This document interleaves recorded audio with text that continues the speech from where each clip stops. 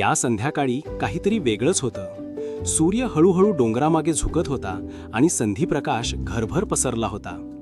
तिच्या चेहऱ्यावर त्या प्रकाशाचं सोनं पडलं होतं आणि तिचं ते जुनं पुस्तक वाचणं अजूनच सुंदर वाटत होतं.